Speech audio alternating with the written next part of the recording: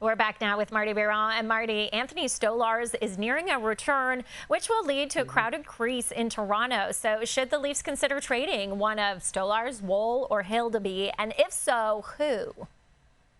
Well, absolutely they should, right? And they should start looking right now because there's other teams that have a three-goalie kind of crease, a busy crease right now, a crowded crease, that they're going to get in on the action. And if you're the Toronto Maple Leafs, look, Dennis Hildeby is an NHL goaltender. He has a .911 save percentage this year, despite the fact that he gave up all these goals against Utah, but it's still really good numbers. My untouchable is Joseph Woll. The contract, the production, now I get it. The injuries are a bit of a concern for the Leafs with Woll and with Stolarz, but I do believe you have to be proactive. This team needs to look ahead and say, how can we get and maximize our return, and how can we do it before other teams look to, the Montreal Canadiens, who have 3 goalies, the Buffalo Sabres, who have 3 goalies. The Edmonton Oilers right now technically have 3 goalies as well, so there's going to be teams that are going to look to move somebody. For me, it would probably be Hildeby, because he's probably going to be fetching a really good return when you look at the other teams looking at it. And you start the season with Stolarz and Woll. So why not continuing the season with one of the best tandem of last season?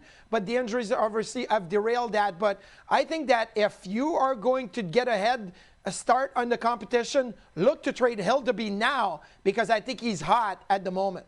Okay, well, let's dig into that a little bit more between Stolarz and Hildeby, because Stolarz, he's more established, but with the bigger contract and a modified no-trade clause, while Hildeby, of course, less experience, but the much more team-friendly deal with 3 years left at less than $900,000. So the question, Marty, what could the Leafs expect to get back for one of these goalies?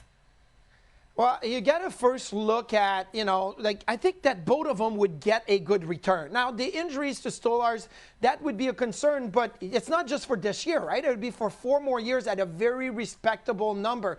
And with Hildeby, you have the upside. And I would love to say I'm working with a guy like Hildeby for a summer, the size, and I'm going to turn him into a premier goaltender in the NHL. Now, the Toronto Maple Leafs right now have a 3rd-round pick, a 5th-round pick, and a 6th-round pick in this summer's draft. So can you look to get maybe a 2nd rounder? Can you look to add a 4th rounder? You're not going to get a 1st round pick.